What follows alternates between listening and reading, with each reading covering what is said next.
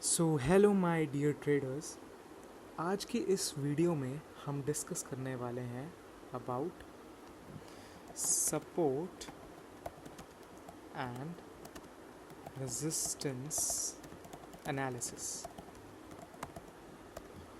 तो आज की इस वीडियो में हम सपोर्ट एंड रेजिस्टेंस एनालिसिस के बारे में बात करने वाले हैं और मैं आपको बताने वाला हूँ कि कैसे आप कल की जो मार्केट है उसमें आज के लेवल्स के सपोर्ट और रेजिस्टेंस को लेकर आप कल की मार्केट को जज कर सकते हैं कि किस तरफ का ट्रेंड है।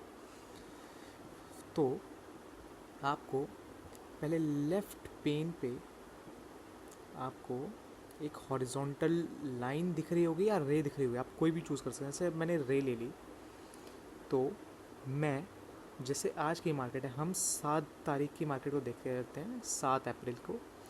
तो इसका जो लोएस्ट पॉइंट है, सबसे लोएस्ट मार्केट लोएस्ट पे कब रही, उधर क्लिक कर देंगे और ये देखिए एक रे जो है वो मार्क हो चुकी है।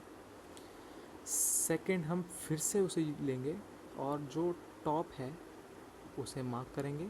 एंड रिमेंबर, हम ये करेंगे 5 मिनट के टाइम फ्रेम पर ही, क्योंकि हम एक इंट्राडे ट्रेड या आप कह सकते हैं कि ऑप्शंस के लिए इंट्राडे करना चाह रहे हैं, तो हम इसे 5 मिनट के लिए करना चाहेंगे। बाकी जो लॉन्ग टर्म या शॉर्ट टर्म है उसे हम थोड़े बड़े टाइम फ्रेम के लिए करते हैं, जैसे 15 मिनट या 30 मिनट।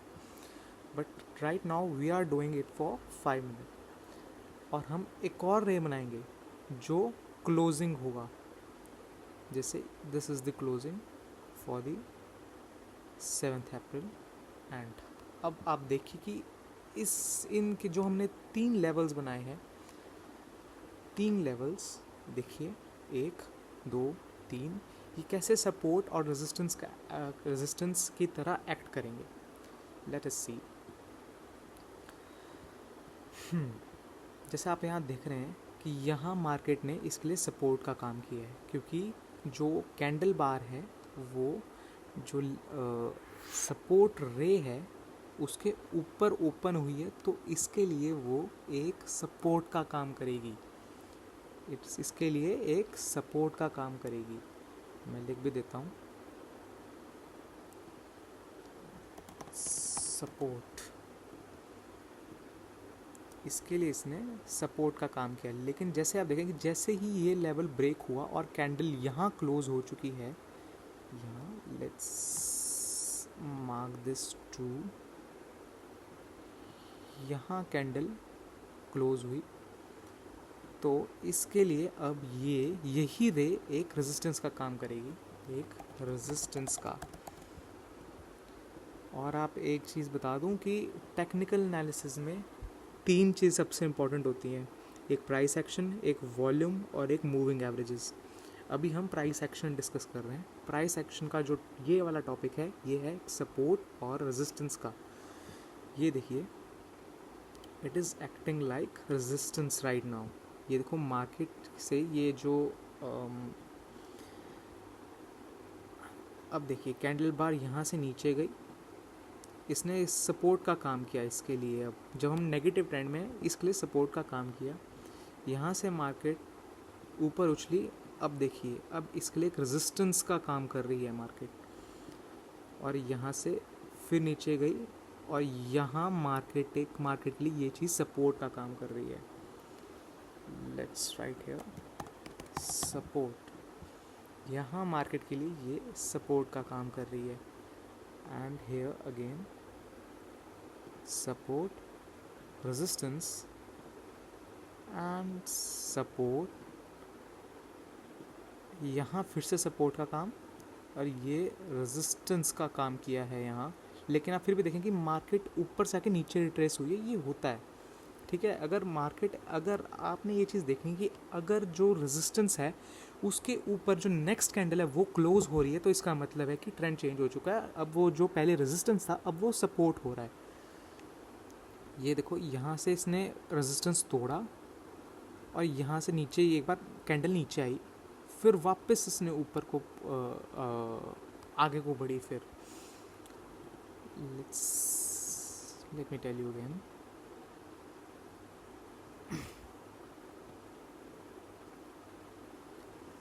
आपने इसमें तीन चीज़ों का ध्यान रखना है.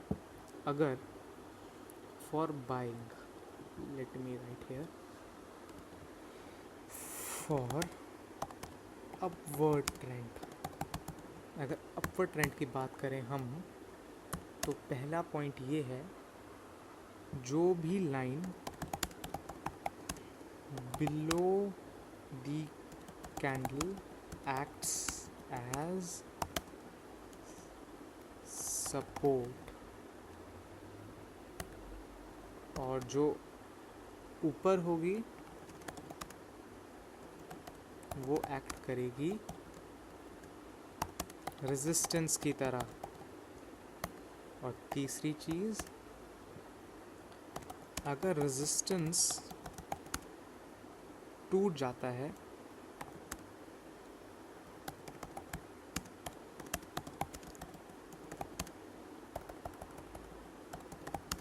तो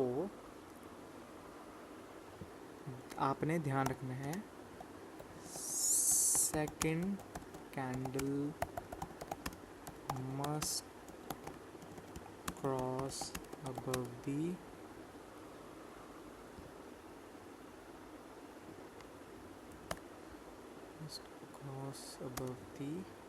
रेजिस्टेंस लेवल, वो वहीं पर क्लोज होनी चाहिए. सेकंड कैंडल मस्ट क्रॉस नहीं, वैसे second candle must close above the resistance level. अब वही रेजिस्टेंस एक सपोर्ट लेवल बन जाएगा अपवर्ड ट्रेंड के लिए. लेकिन और सिमिलरली अगर यही चीज़ अगर हम नेगेटिव ट्रेंड के लिए कहें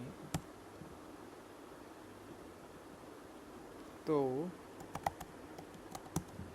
यही चीज़ उल्टी हो जाएगी.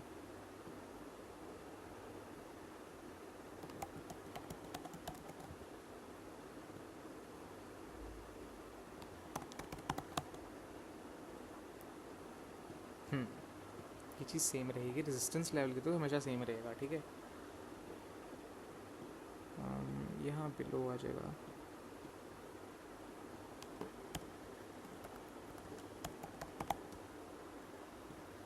अब मैं अगले टॉपिक पे ज़रूर आऊँगा. नेक्स्ट टॉपिक जो हम डिस्कस करेंगे that will be about the fundamental analysis. ठीक है, ये हमने प्राइस एक्शन किया टेक्निकल एनालिसिस का. मैं एक एक करके एक एक टॉपिक कवर करता रहूँगा. अभी मैंने टेक्निकल एनालिसिस का, प्राइस सेक्शन का, सपोर्ट एंड रेजिस्टेंस कवर किया. नेक्स्ट टॉपिक में मैं टेक्निकल एनालिसिस का नेक्स्ट टॉपिक लेके आऊँगा. और अभी जो नेक्स्ट वीडियो आएगी उसमें मैं फंडामेंटल एनालिसिस डिस्कस करूँगा मार्केट के फाइनेंशियल्स, या फिर मैं डिस्कस कर सकता हूँ कि ग्लोबल इकॉनमी के बेसिस पे हम अपने इकॉनमी के इंडस्ट्रीज़ में कैसे हम डिफरेंसेस और कैसे हम जज करते हैं कि कौन सा स्टॉक कैसा रहेगा. ठीक है, थैंक यू.